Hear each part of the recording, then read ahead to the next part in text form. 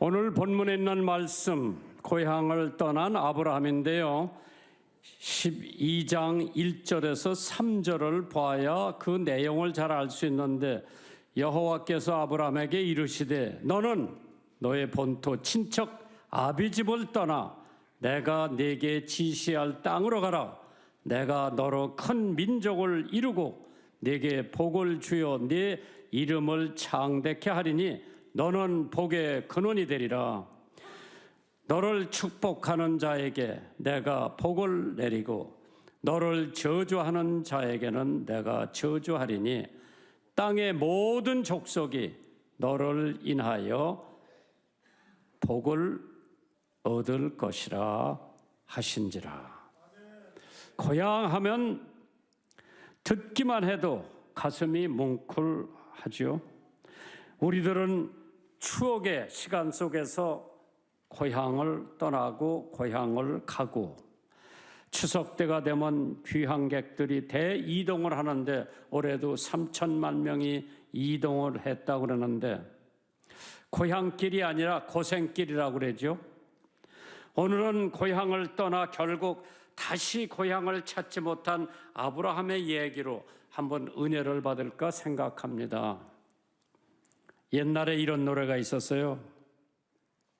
타양살이 몇 해든가 손꼽아 헤어보니 벌써 까맣던 머리는 희끗희끗, 팽팽했던 얼굴에는 주름살이 생기고 어깨는 처지고 허리는 구부렁해지고 알력은 희미해지며 귀는 먹어가고, 과연 북쪽에 고향을 둔 사람들은 죽기 전에 고향 한번 땅을 밟아보고 죽었으면 하는 것이 소원인데, 가지 못하는 북녘 하늘을 바라보면서 아마 보름달을 보면서 고향 생각을 많이 했을 거로 느껴집니다.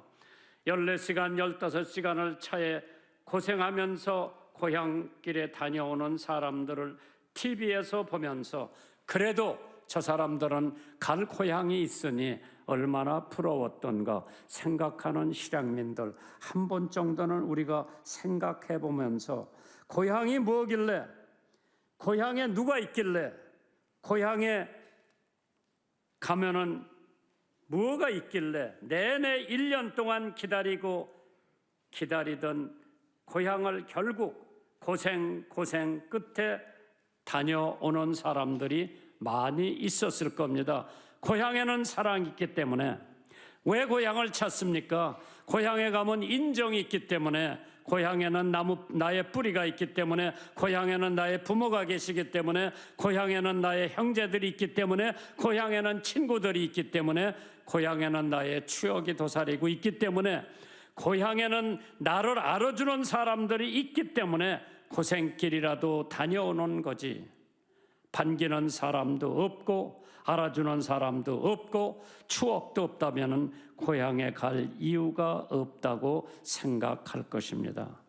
여기서 우리 성도들은 고향의 영적 의미를 생각해 봐야 되는데, 이 세상은 나의 영원한 고향이 아니라 잠시 지나가는 나그네라 그랬어. 아브라함이 자기 아버지 테라의 말을 듣고 하란에 머뭇거렸다면 강을 건너는 것을 포기했거나 사막길을 두려워했다면 가나안 땅을 밟지 못하고 아브라함은 생을 마쳤을 겁니다. 오늘 첫 번째 대지로 아브라함의 가는 길, 성공적인 행로였어요. prosperous journey. 신앙생활, 즉 믿음 생활에 그냥 가만히 있는 정지 상태가 아니라 신앙생활은 계속 전진하고 앞으로 가야 하는 줄 믿으시기 바랍니다. 행로의 시작, 어디서 시작을 했나? 창세기 12장 4절입니다. 이에 아브라함이 여호와의 말씀을 쫓아갔고 롯도 그와 함께 갔으며, 아브라함이 하란을 떠날 때에 그의 나이 75세였더라. 한번 생각해 보세요. 75세 때는 고향을 떠나는 것이 아니라 고향에 머물러서 인생을 정리할 나이가 75세예요. 그러나 하나님께서 역사하시는 것은 연영과 무관합니다. 모세는 80세가 된 후에 이스라엘 민족을 해방시켰고 그래서 그는 애굽을 내려갔었죠. 만약 아브라함이 25살 때에 하란을 떠났다면 어떻게 됐을까? 우리 가능성도 한번 생각을 해봐야죠. 왜? 전도서 12장 1절에 너는 청년의 때 곧 곤고한 날이 이르기 전에 나는 아무 낙이 없다고 할 해가 가깝기 전에 너의 창조자 하나님을 기억하라. 청년기는 중요한 시기입니다. 피곤을 모르면서 앞뒤를 재지 않고 지칠 줄 모르게 일할 수 있는 나이가 청년 때예요. 청년기가 얼마나 중요한 시기인지 빅터 휴고는 15살 때 한 편의 비극 작품을 썼으며 20세가 되기 전에 그는 아카데미에서 3번이나 수상을 했다고 합니다. 젊어서. 지금 아브라함은 75세예요. 다 늙어가지고 힘이 빠지고 허리가 구부정해지고 머리가 희끗희끗한 그 나이에 어디 고향을 떠납니까? 그냥 주저앉아야죠. 파스칼 16살에 위대한 작품을 썼으며 37살에 세상을 떠났대죠. 테니스는 18살 때 그의 첫 작품을 썼고 잔다크는 나라를 구출하고 19살에 모든 일을 마친 후 화영의 채로 사라졌죠. 존 캘빈 21살에 종교개혁을 했고요. 아이색 뉴턴 24살 때 중력의 법칙을 발견했다고 합니다. 나폴레옹 27살에 이태리를 정복했다고 했죠. 콜럼버스 28살에 세계 항해 계획을 완료했습니다. 빌리그램 목사님 17살에 예수 믿고 31살 때 로스앤젤레스에 위대한 전도 집회를 해가지고 세계의 우뚝 선 목사가 됐다고 하죠. 토마스 제퍼슨은 33살 때 미국 독립선언서 기초를 작성했다고 합니다. 청년. 혈기가 왕성하고 에너지가 넘칠 때에 하나님의 일을 하기 위해서 뛰고 또 뛰지만은 아브라함은 75살 때 하나님의 말씀을 듣고 순종하면서 자기 고향을 떠났어요. 만약 아브라함이 고향을 떠나지 않고 고향에 그냥 머물러서 있다고 했을 것 같으면 아브라함의 역사는 이루어지지 않았을 겁니다. 그런 결단은 나이가 젊었을 때 내리기 쉬울지 몰라도 나이가 많으면 결단하기가 어렵습니다. 젊었을 때는 그러한 결단을 할 수가 있지만은 75세가 된 아브라함이 아버지 테라를 떠나서 알지 못하는 곳, 한번 가보지도 않은 곳 떠나라고 그러니까 말씀을 순종하면서 75세의 아브라함이 고향을 떠납니다. 여러분께서 만약 찬양대 봉사하라, 교사 봉사하라, 자동차 봉사하라 그러면은 하세요. 기쁘게 하세요. 그냥 무의미하게 살다가 가지 마시고. 그렇기 때문에 결단은 얼마나 중요한지 모르지요. 히브리서 11장 8절에 믿음으로 아브라함은 부르심을 받았을 때 순종하여 장래 기업으로 받을 땅에 나갈새 갈 바를 알지 못하고 갔다. 75세예요. 왜 결단을 했을까요? 자기 고향에 우상이 우글거려 하나님이 거기다 두면 안 되겠다. 자기 고향의 행락주의, 아는 사람들끼리 맨날 막걸리 마시고 맨날 또이또이하고 하나님이 쓸 수 있는 제목이 안 되기 때문에 거기 떠나라. 자기의 영향을 끼치는 사람들이 자기 고향에 너무나 많기 때문에 하나님께서 아브라함 너 고향 떠나, 아버지 떠나. 목적을 달성합니다. 창세기 12장 5절이죠. 아브라함이 그 아내 사레와 조카 롯과 하란에서 모은 모든 소유와 얻은 사람들을 이끌고 가나안 땅으로 가려고 떠나서 마침내 가나안 땅에 들어갔더라. 75세. 한 역사에 유명한 사람 두 사람이 있었어요. 그 이름이 갑입게 기억되는 사람 있었고, 갑없게 그냥 엉터리로 살다가 사람 많이 죽으려는 두 사람이 있었어. 네로 황제하고 사도 바울하고 두 사람이 있었어. 네로 황제는 로마를 통치하는 사람으로서 15년 동안 군림을 했죠. 그가 자기 자신만을 위해 산 사람의 대표적인 인물이었습니다. 그러기에 그는 타인에게 해를 끼친 포악한 삶을 살았다고 하죠. 그가 살던 왕궁은 복도 길이가 1마일이래요.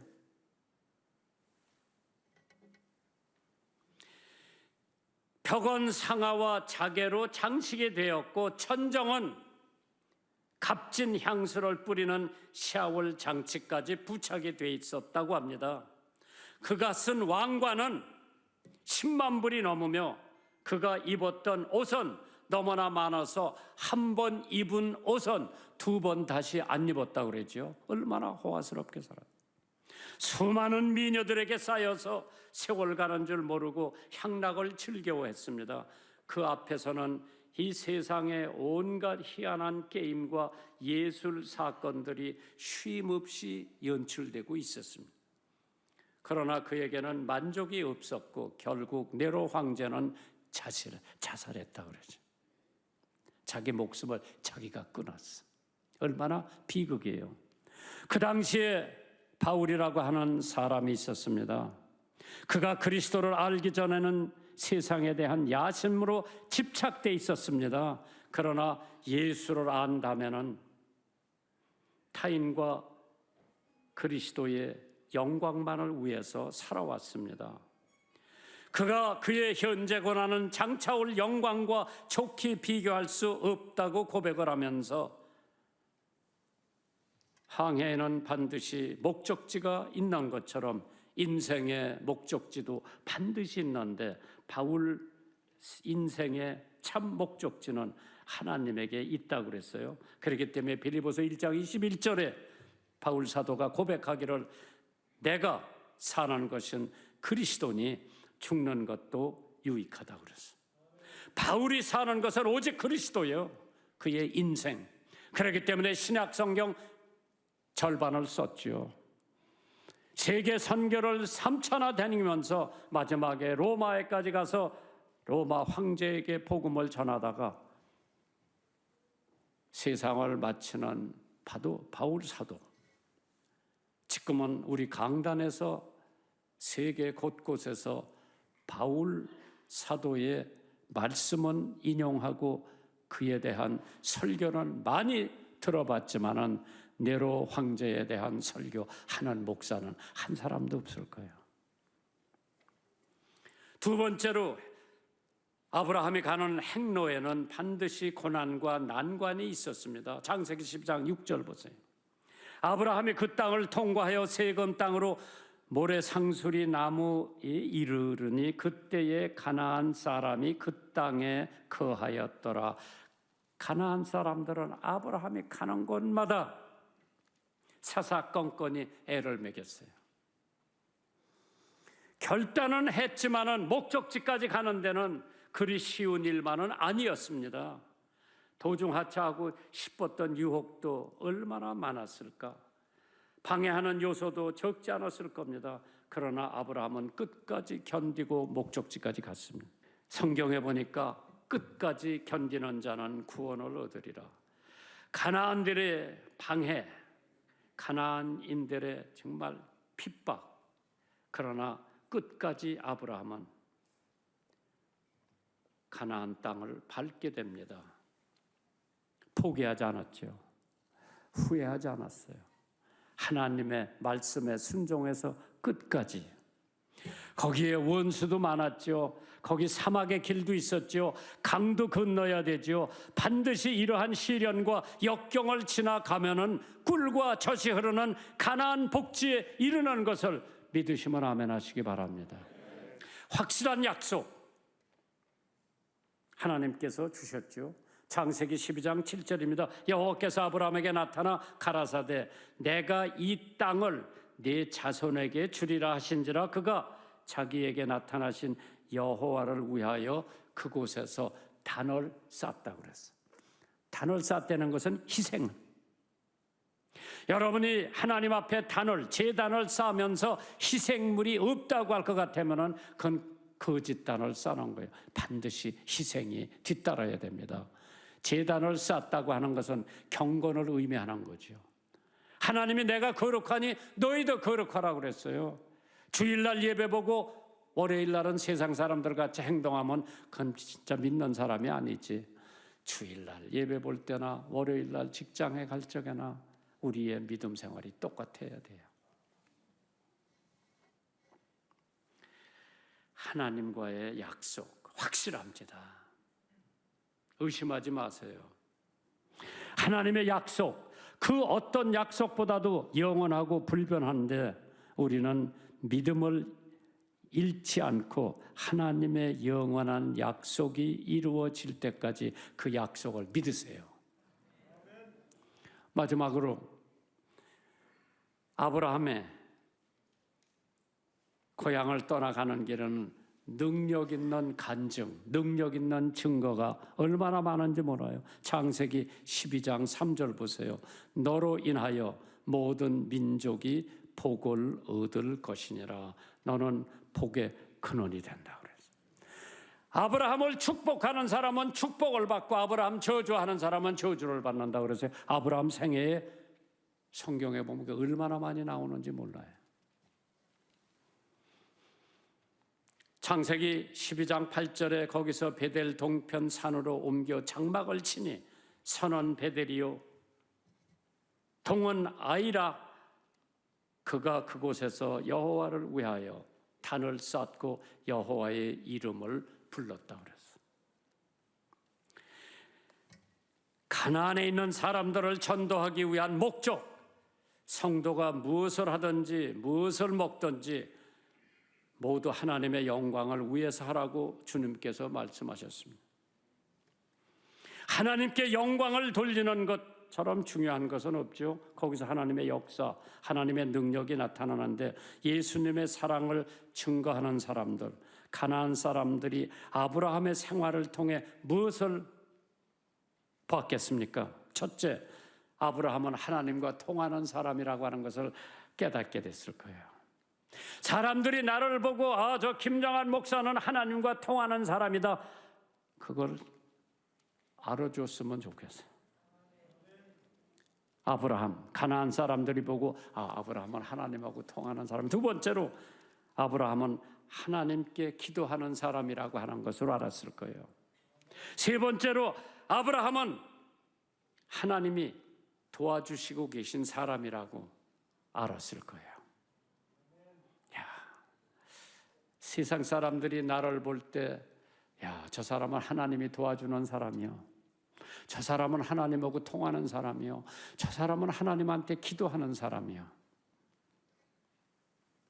얼마나 큰 도전이며 전도가 되었나.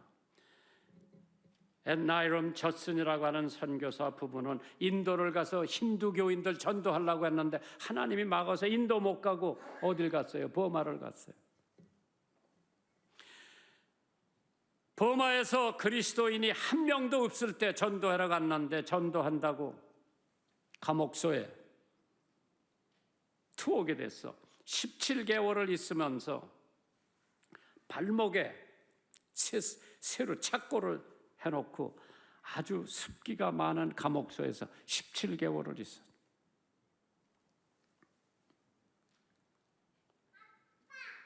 거기는 강도도 많았고 도둑도 많았을 때인데